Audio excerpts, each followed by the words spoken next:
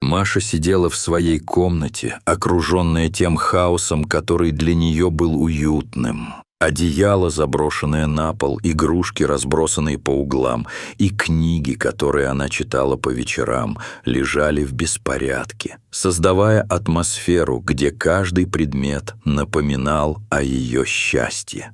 Каждая повседневная вещь, вызывая в ней радость, словно хранила в себе воспоминания о беззаботных днях, когда она могла просто играть, смеяться и мечтать, не беспокоясь о будущем. Однако сегодня этот беспорядок не приносил радости.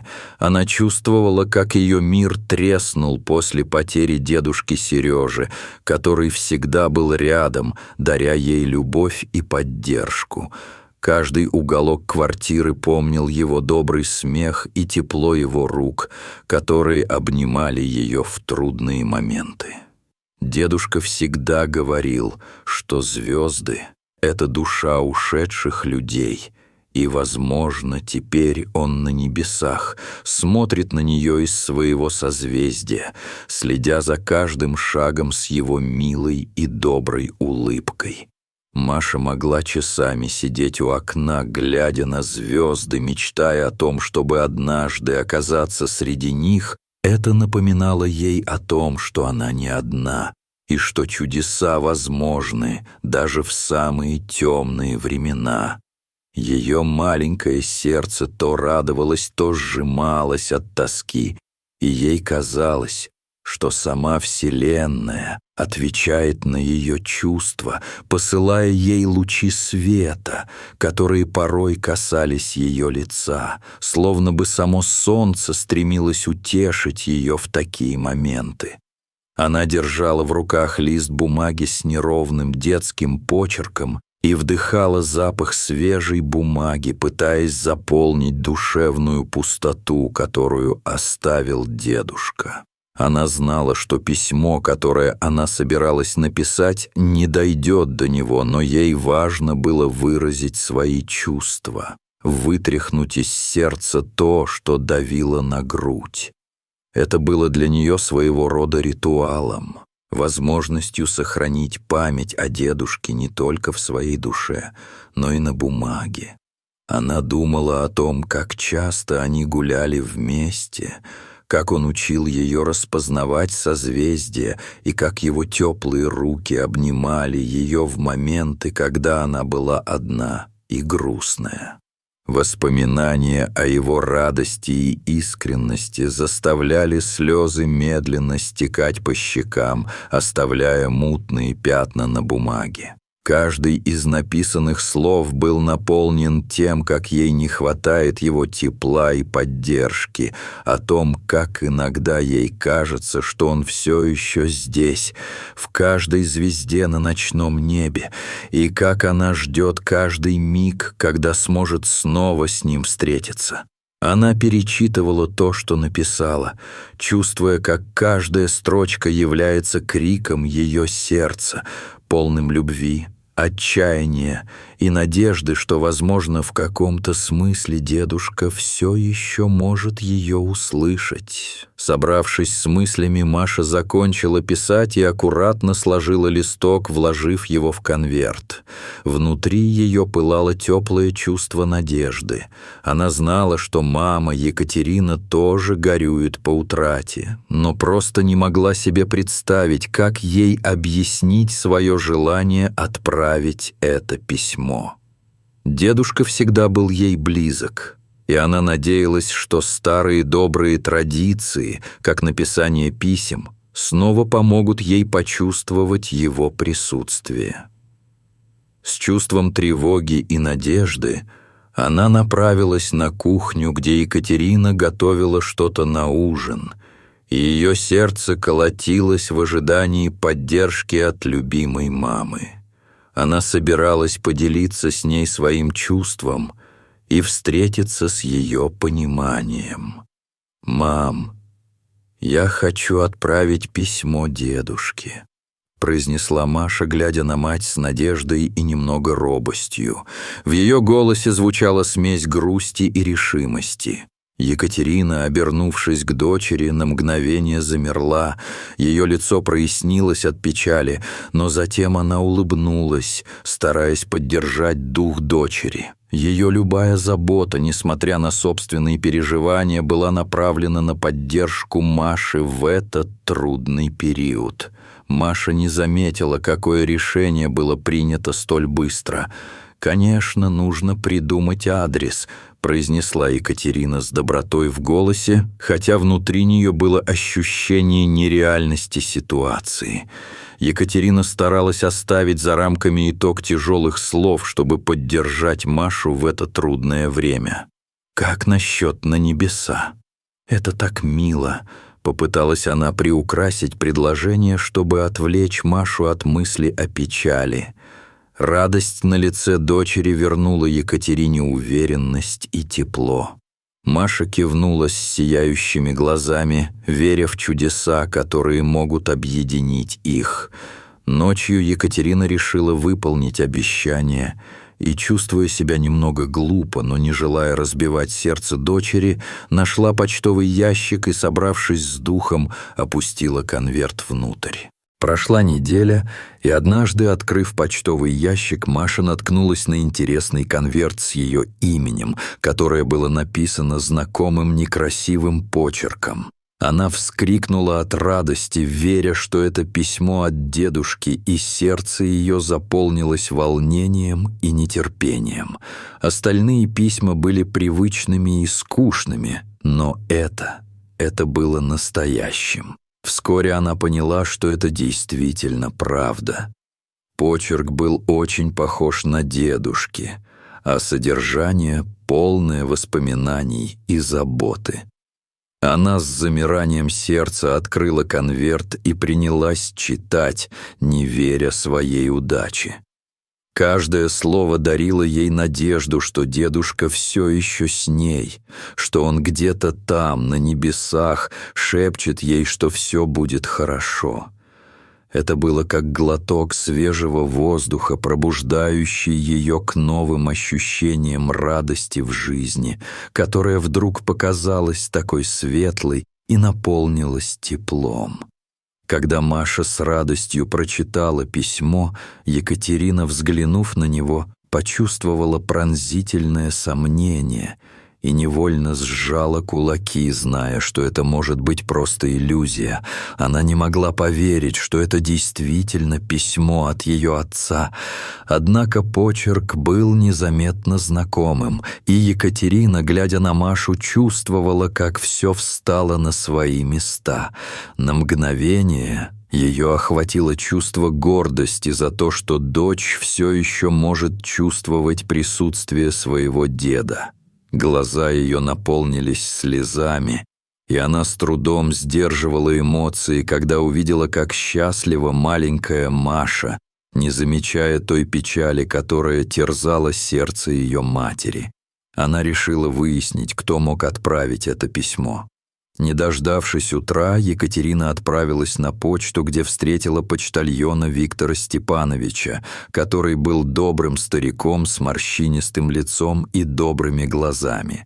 Виктор работал в поселке много лет и знал всех его жителей.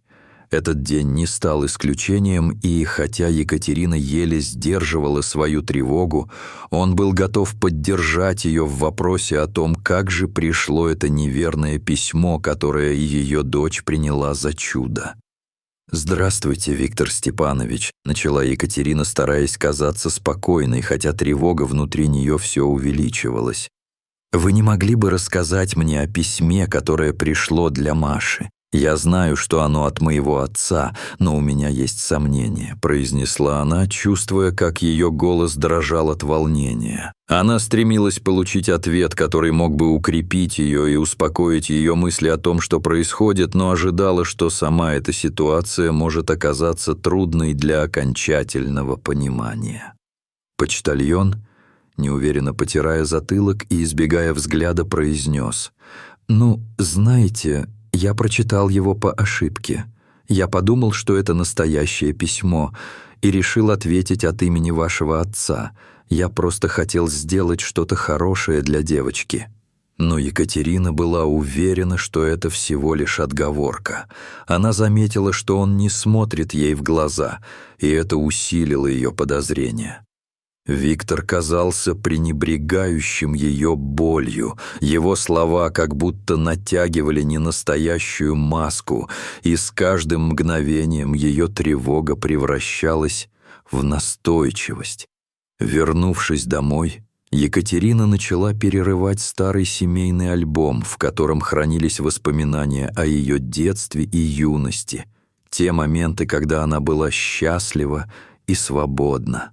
На фотографиях, окруженной друзьями и любимыми, среди которых был и Виктор Степанович, ее глаза наткнулись на улыбку отца. Это однозначно был тот же самый человек, который сейчас пытался утаить правду, и теперь в памяти Екатерины возникли давние моменты их совместного времяпровождения, когда они, смеясь, пересматривали старые фото и обсуждали, как сильно они изменились. Каждый взгляд на фотографии открывал ее воспоминания о том, как сильно они любили друг друга, и как разлука отразилась на ее сердце, оставив внутри жгучую тоску.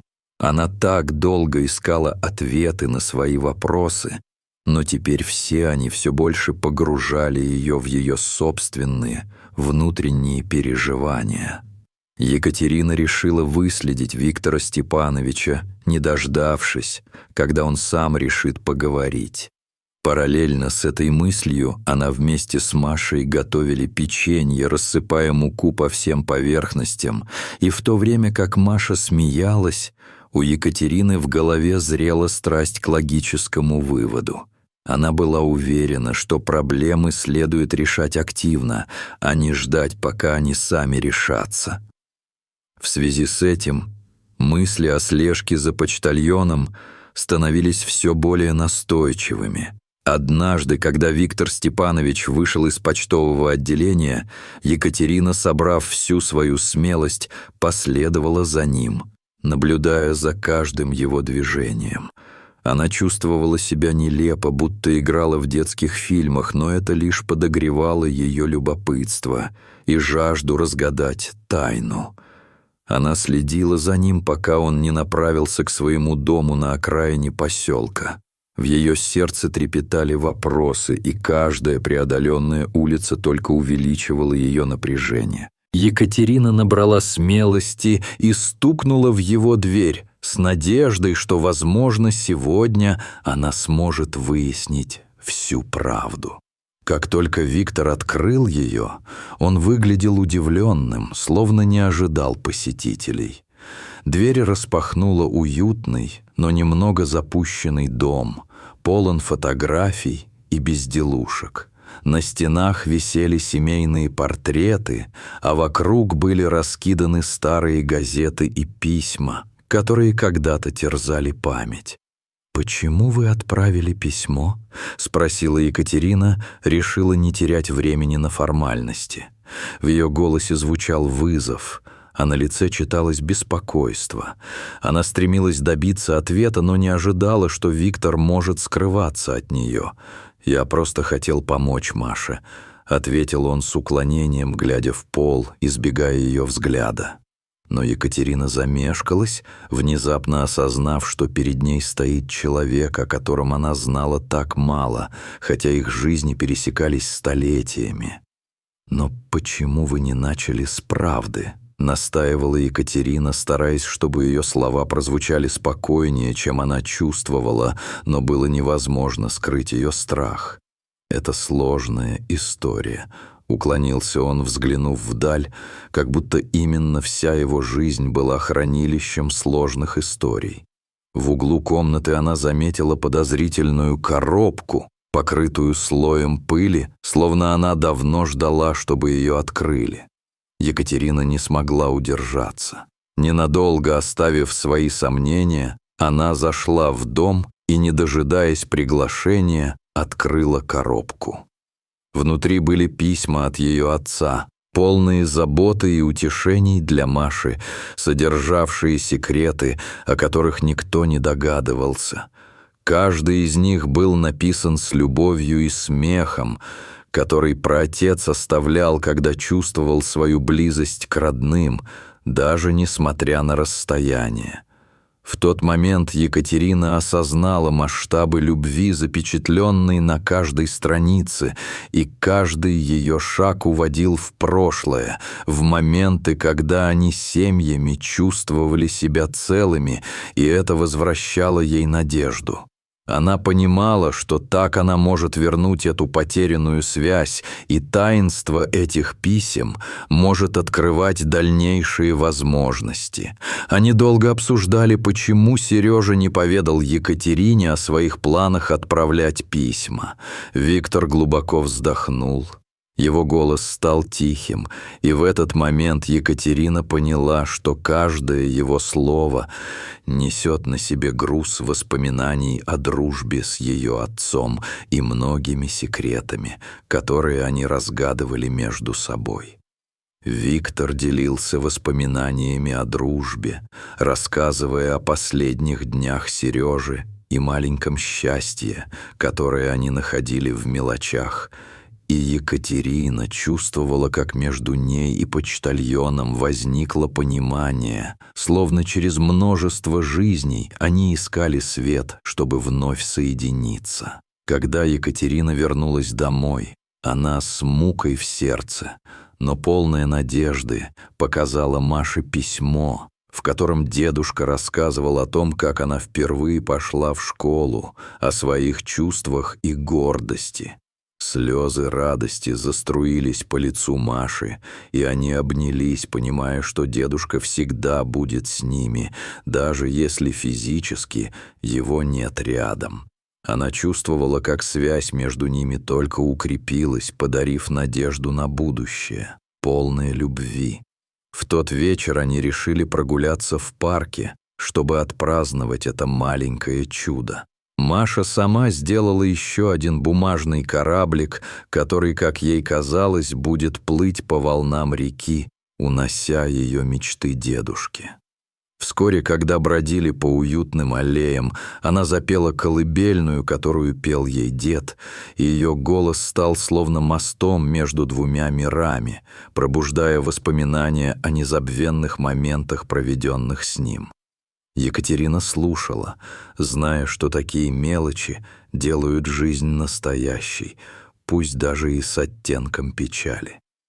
Несколько дней спустя Екатерина решила посетить могилу отца, принося ромашки, которые всегда любила ему дарить.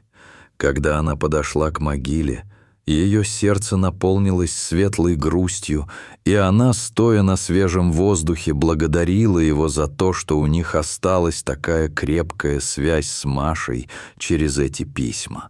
Они стали настоящим мостом между поколениями, восстанавливая те узы, которые казались потерянными.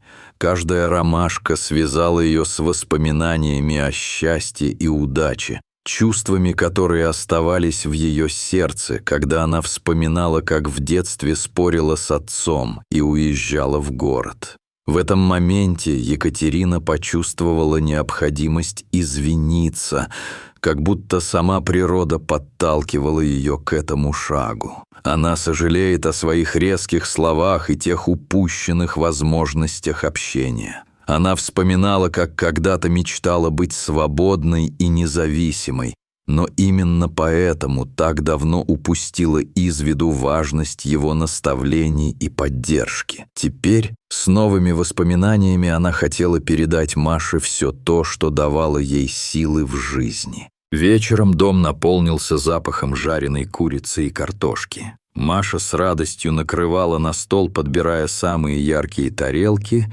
и Виктор Степанович пришел с яблоками, наполняя атмосферу старыми историями о Сергее.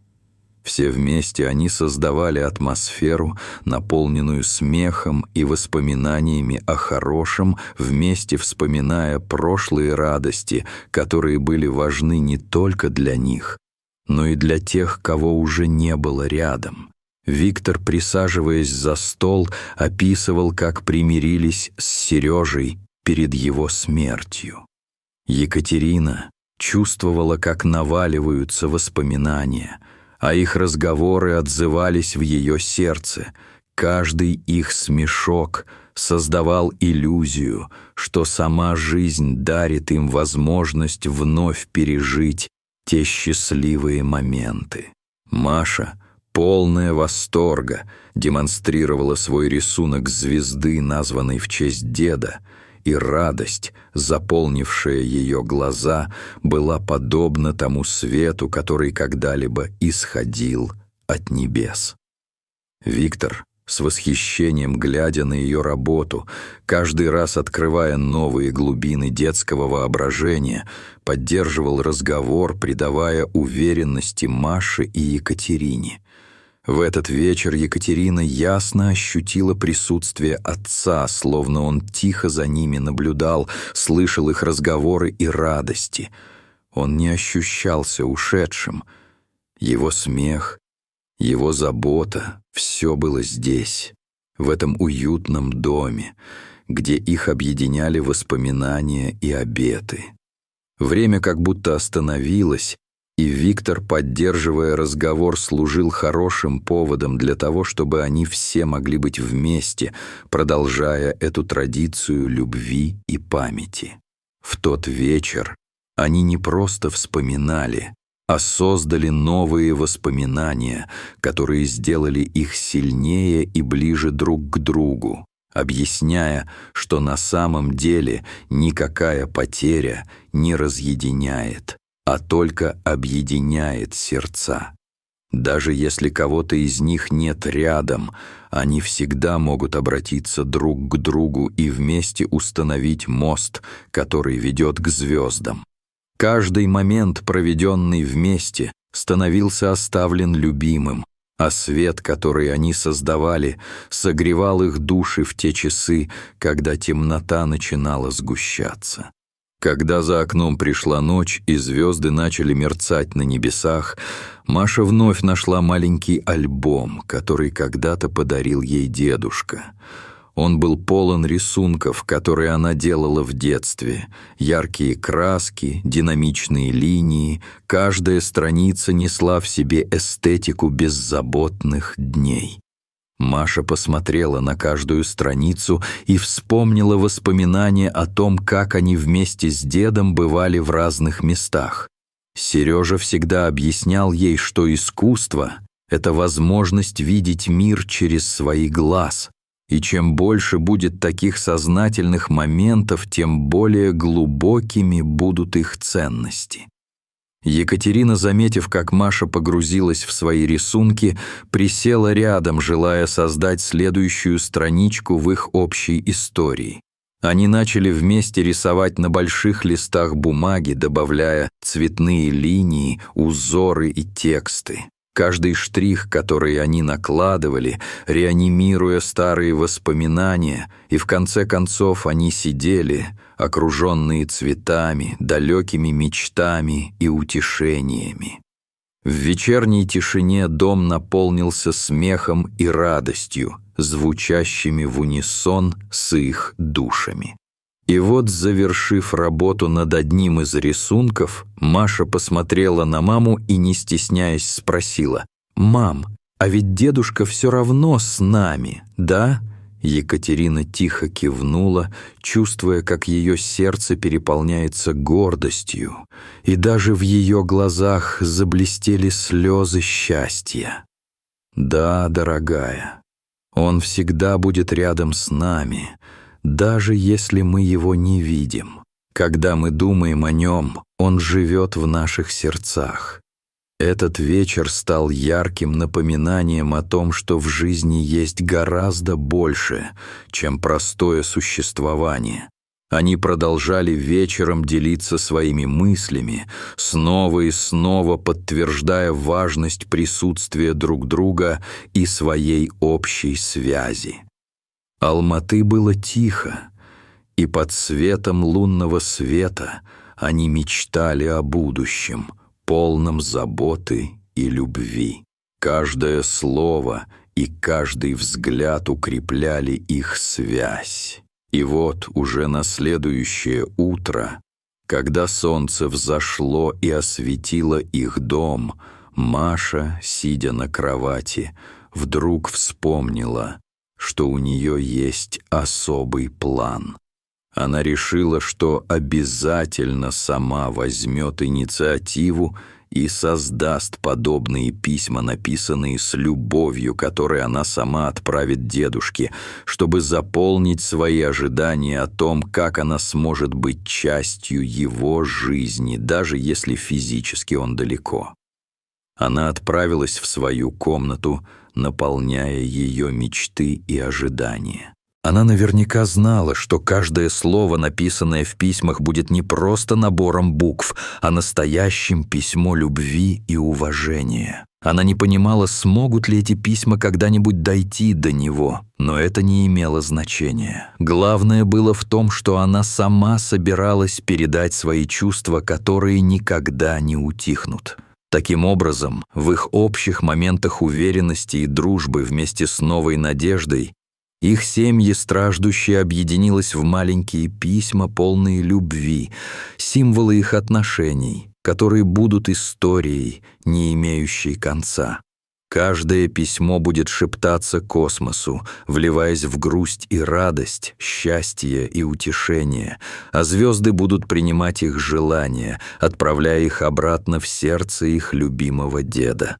Каждый штрих, каждая строчка умудрялась обернуться мягким сиянием из прошлого, соединяя грани воедино через простые слова, которые, как молнии, освещали мрак.